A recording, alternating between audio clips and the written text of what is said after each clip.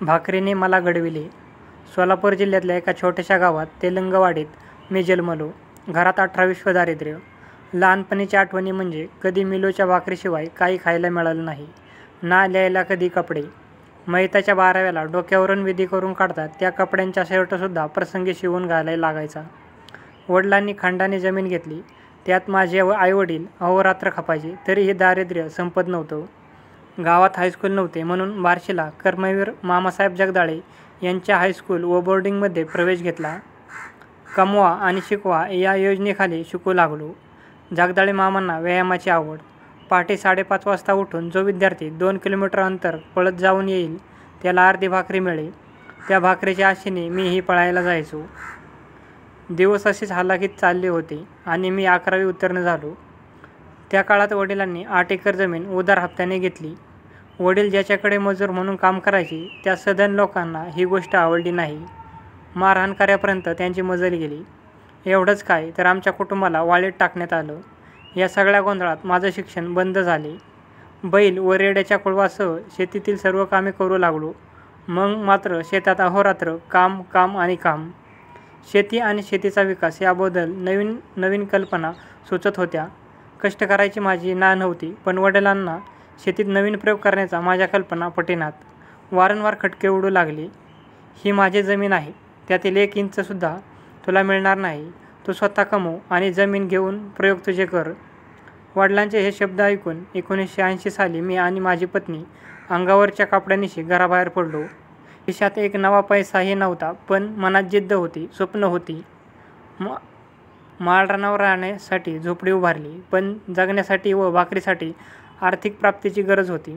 काही सूचना. एका मित्राने हे सर्व ओळखले. माझ्यावर त्याचा फार जीव होता. तोही माझ्यासारखाच गरीब पण सासरवाडीकडून मिळालेली 5 ग्रॅम वजनाची एकुलती एक अंगठी त्याच्याकडे होती. ती त्याने मला दिली. ती विकून आलेल्या पैशातून म्हैस विकत घेतली व नव्या उमेदीने जगायला सुरुवात केली. मी आज जो आहे त्यात मित्राच्या या अमूल्य मदतीचा मोठा वाटा आहे. त्याच्या या मदतीने माझ्या भाकरीचा प्रश्न सुटला. आणखी एका मित्राच्या नावावर बँकेतून कर्ज घेतले. त्यातून दुसरी म्हैस विकत घेतली. या म्हैसीच्या दुधावर माझा प्रपंच चालू झाला. त्यावेळी व्यायला झालेल्या संकरित कालवडी आरे कॉलनीमधून कमी किमतीत मिळत. मी त्या 2 घेतल्या. 2च्या 4 अशा करत मी 4 वर्षात 8 ते 10 गायींचा मालक झालो.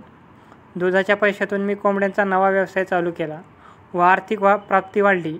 सन 1980 ते 85 पर्यंत ज्या गायी, कोंबड्या व शेळ्या वाढल्या त्या विकून तो पैसा मी पूर्वपार पडीक असलेल्या जमिनीच्या विकासासाठी वापरायचं ठरवलं व 16 मे 1985ला 27 एकर पूर्णपणे पडीक माळरान जमीन 1500 रुपये एकराने विकत घेतली व तिचा विकास करणे सुरू केलं व माझी पत्नी सौशीला शेतात काम करू लागलो. एक विहीर खोदली. पाणी अल्प लागले. होते तेवढे सर्व पैसे जमीन विकासात संपलेली. या अल्प पाण्यावर मी 1 एकर डाळिंब फळबाग लावली. 2000 मडकी कुंभाराकडून घेतली. त्यास लहान छिद्र पाडले. मी व माझी बायको शीला दोघांनी खांद्यावर पाणी आणून त्या मडक्यात घातले व ती झाडे फळाला आणली. सन 1986 साली मे महिन्यात 2 एकरात संकरित टोमॅटो लावले. फळे चालू झाल्यावर विकायला नेण्यासाठी बैलगाडी व बैल नव्हते म्हणून 1060 रुपये सांगोल्यावरून सोन्या नावाचा म्हातारा झालेला व 2 वर्षे काम करू शकेल असा बैल विकत आणला व टोमॅटो डालीतून रस्त्यावर व तेथून सोलापूर व पुणे येथे पाठवणे सुरू केले. या टोमॅटोच्या 2 एकर फळपिकातून मला 4 लाख रुपये त्यावेळी मिळाले व मी आयुष्यातील पहिले लाख रुपये पाहिले.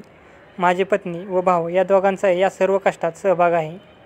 जो बैल 1-2 वर्षे काम करेल म्हणत होतो तो अव्याहतपणे 13 वर्षे राबला.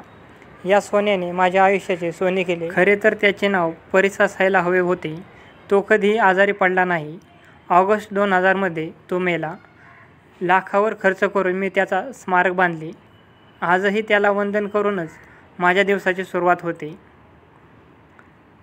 आज रोजी माझ्याकडे 300 एकर डाळिंबाची, थोडी केशर आंब्याची अशा फळबागा आहेत. कष्टाची भाकर या नावाने 2 फार्म हाऊस, काही 4 चाकी वाहने, मालवाहू वाहने, ट्रॅक्टर, सर्व अद्ययावत शेती उपयोगी यंत्रणा, पॅकिंग हाऊससह कोट्यवधी रुपयांची बांधकामे, 10 किमी अंतरावरून आणलेली पाईपलाईन, हे सारे मी शेती उत्पादनातून करू शकलो. याचा मला आनंद वाटतो. आज हे यश आम्हा सर्व कुटुंबाचे आहे. शेतीतील काम करण्याचे योग्य नियोजन, बाजारपेठांचा अभ्यास, कष्ट करण्याची पूर्ण तयारी, शेतीवर संपूर्ण श्रद्धा वर निर्णय क्षमता या पंचसूत्रानुसार माझा विकास झाला. पैसे मिळवण्यापेक्षा निर्मितीमधील आनंद जास्त आहे. म्हणून आता थांबायचे नाही.